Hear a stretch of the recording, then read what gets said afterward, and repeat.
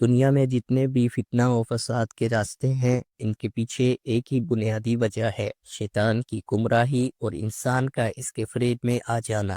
ابلیس کی کہانی دراصل تکبر اور نافرمانی کی بدترین مثال ہے، جس سے ہمیں یہ سیکھنے کو ملتا ہے کہ عبادت سے زیادہ اللہ کی اطاعت اور عاجزی ضروری ہے۔ ناظرین، بہت سے لوگ سمجھتے ہیں کہ ابلیس فرشتوں میں سے تھا، لیکن قرآن پاک ہمیں واضح طور پر بتاتا ہے کہ وہ جنات میں سے تھا۔ الا ابلیس کان من الجن ففسق عن امر ربہ، مگر ابلیس جنات میں سے تھا، پس اس نے اپنے رب کے حکم کی نافرمانی کی۔ جنات کی تخلیق آگ سے ہوئی ہے، جبکہ انسان مٹی سے بنایا گیا ہے۔ ابلیس اگرچہ اللہ کا عبادت گزار تھا، مگر اس کا دل تکبر اور حسد سے بھرا ہوا تھا۔ حضرت آدم کی تخلیق اور سجدے کا حکم: اللہ تعالیٰ نے جب حضرت آدم کو پیدا فرمایا تو فرشتوں کو حکم دیا کہ وہ آدم کو سجدہ کریں۔ وَإِذْ قُلْنَا لِلْمَلَائِكَةِ اسْجُدُوا لِآدَمَ فَسَجَدُوا إِلَّا إِبْلِيسَ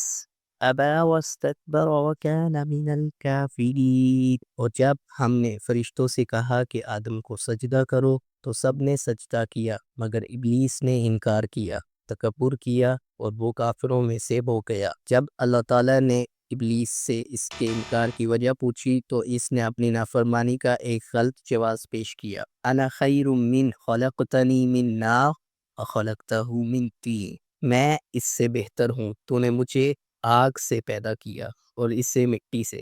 یہ وہ لمحہ تھا جب ابلیس کا حقیقی چہرہ سامنے آیا۔ عبادت گزار ہونے کے باوجود اس کا دل غرور سے بھرا ہوا تھا، اور یہی غرور اس کے زوال کی اصل وجہ بنا۔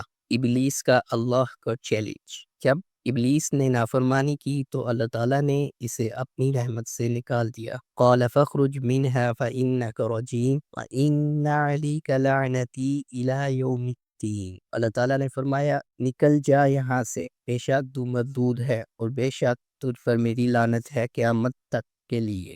لیکن ابلیس نے معافی مانگنے کے بجائے اللہ کو کھلا چیلنج دے دیا۔ قال فبعزتك لأغوينهم أجمعين إلا عبادك منهم المخلصين۔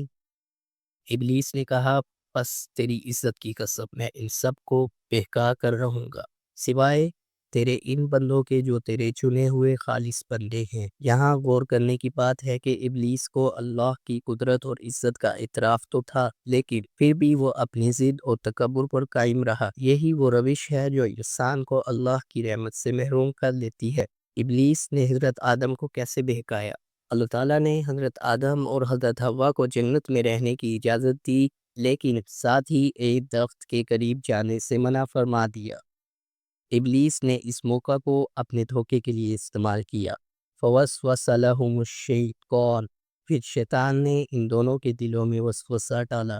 ابلیس نے ان سے کہا کہ اگر وہ اس درخت کا پھل کھائیں گے تو انہیں ہمیشہ کی زندگی مل جائے گی اور وہ فرشتوں جیسے ہو جائیں گے۔ حضرت آدم اور حضرت حوا اس فریب میں آ گئے اور اللہ کے حکم کی خلاف ورزی کر بیٹھے، لیکن جیسے ہی انہیں اپنی غلطی کا احساس ہوا، انہوں نے فوراً توبہ کی۔ ربنا ظلمنا أنفسنا وإن لم تغفر لنا وترحمنا لنكونن من الخاسرين۔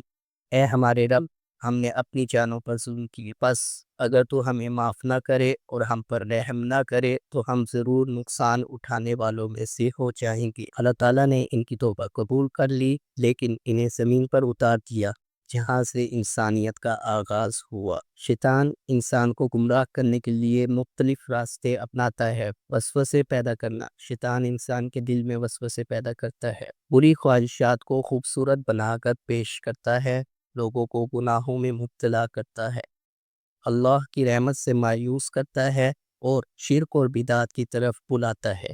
شیطان کے شر سے بچنے کے طریقے: اللہ تعالیٰ نے ہمیں شیطان کے شر سے بچنے کے لیے کئی ہدایات فرمائیں۔ اللہ کی پناہ مانگنا: فاستعذ باللہ انہ هو السمیع العلیم، پس اللہ کی پناہ مانگو، بے شک وہی سننے والا، جاننے والا ہے۔ نماز و تلاوت قرآن: ان الصلاۃ تنہی عن الفحشاء والمنکر، بے شک نماز بے حیائی اور برے کاموں سے روکتی استغفار و توبہ کرنا. الا من تاب وآمن وعمل عملا صالحا، سوائے ان کے جو توبہ کریں، ایمان لائیں اور نیک عمل کریں.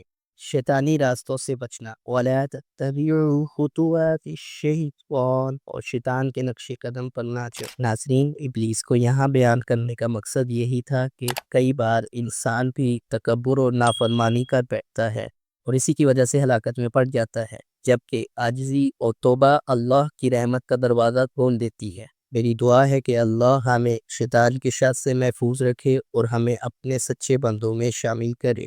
آمین.